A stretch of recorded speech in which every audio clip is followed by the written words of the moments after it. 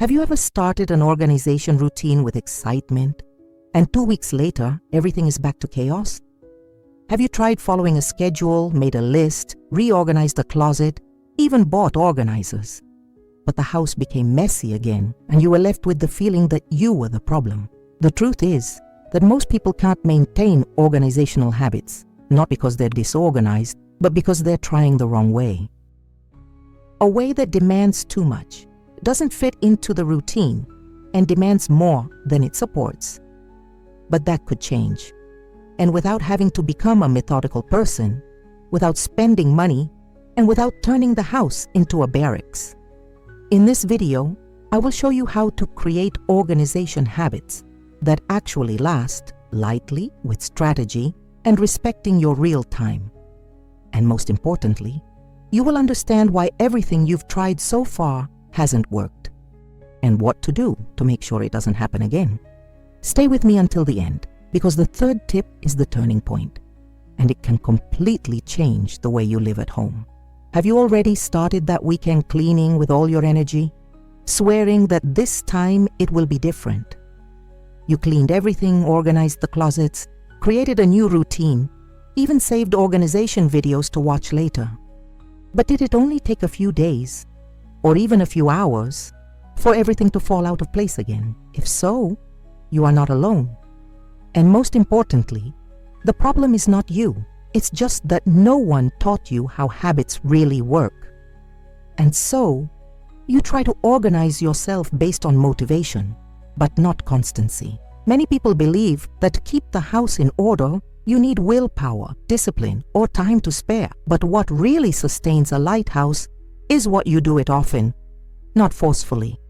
It's what fits into your routine, not what requires you to become someone else. And when we try to maintain habits that were not created the right way, what happens? Frustration, guilt, overload, and then comes that thought, I'm really messy, there's no point.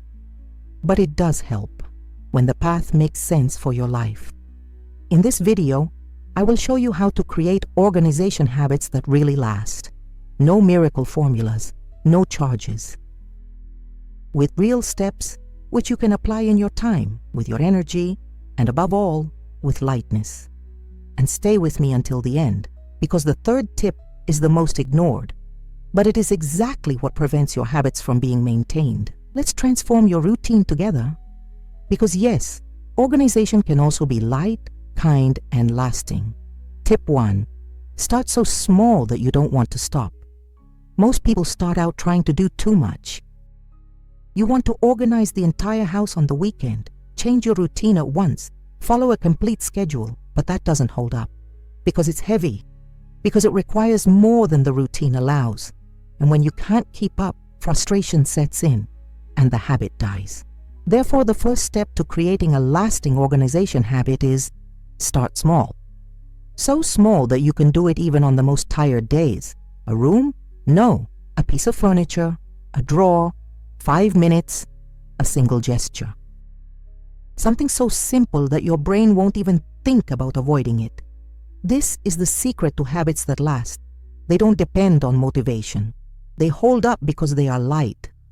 When you can repeat a small gesture for days in a row, it sticks, turns automatic, and little by little, you will expand this habit to other areas. Want an example? Instead of organizing your closet, choose, every day before going to sleep, I will put away a piece of clothing that was out of place. Does it seem like little? But that's exactly why it works, because you do. And by doing it every day, your brain understands that it is part of the routine, and there's more. When you start small, you experience victory, the feeling of achieving, to comply. And that feeds the habit. The desire to continue appears because you're not beating yourself up. You're taking care of yourself. So, if you want an organization habit that lasts, stop focusing on everything. Aim for the small, the possible, the consistent, because that's what will transform your routine without tiring you. Tip 2. Create a fixed trigger. The habit needs a when. Do you know why many habits die in the third week? Because they don't have a defined time, place, or when. You even have the intention of organizing, but you leave it until when there is time, and the time never appears. Because life goes by, because the routine is tough, because tasks pile up. That's why for an organization habit to really last, it needs to be tied to a fixed moment in your day, a trigger. Something that reminds you every day that this is the time to act, even if for 2 or 3 minutes. It could be right after breakfast. It could be before leaving home. It could be when the dinner dishes run out. It could be when brushing your teeth. It doesn't matter the time. It matters that he is always the same, because the brain loves routine. And when he understands that after action X comes habit Y, everything flows with less effort. Want an example? If you decide that every day, after putting away the dinner dishes, you will organize a small part of the kitchen. This becomes an automatic sequence. You don't even think anymore, you just do it. And this is how the habit becomes stronger. In easy, predictable, light repetition. This trigger saves you on difficult days because you don't depend on feeling like it to start. You already know that moment is your reminder. It's your anchor. And even if you can't do much, you keep moving. And that, over time, it's worth much more than any tidying marathon. So think now, at what point in my day can I fit in this new habit? And it starts there. Because when the when is clear, the habit has a place to take hold. And if these tips are already making sense to you, take the opportunity now to subscribe to the channel here and activate the bell. This way, you receive whenever I post new content with practical and possible ideas to help you keep your house in order in your own time and in your own way. Tip 3. Stop wanting to see quick results. Focus on building the process. This is one of the biggest reasons why we give up along the way. Expect immediate results. You start an organization habit, organize a drawer, repeat for 2 days, and when you look around, you still see clutter in the room, accumulated dishes, clothes out of place. And then you think, it's not doing any good, and gives up. But the truth is that habit is a seed, and the seed does not show results on the second day. It needs a repetition of constancy. Be careful. And mainly time. The problem is that we were taught to measure everything by the visible result. But with organization and with any lasting change, what matters? It's not how much has changed, but how much you've maintained. And if you only look at the big picture, you will always feel behind, frustrated, overloaded. Therefore, what I propose is to change the focus. Instead of waiting for a spectacular before and after, focus on repeating. Focus on maintaining that small gesture every day. Focus on building the process, even if the result has not yet appeared. Because you know what really transforms your home? It's not a cleaning day. It's the habit you can maintain even when you're tired, even when the routine gets tough, even when it seems like it didn't make a difference, but it did. And there's more. When you stop looking for immediate results, anxiety decreases, the guilt disappears, the organization begins to happen without weight, and that's what makes the habit last. So, if you started a new step in your routine, don't stop just because the house is still far from ideal. Continue, because the results don't appear on the first day, but the habit does, and it is what will support the lightness you are looking for. Tip 4. Make the habit part of who you are, not just what you do.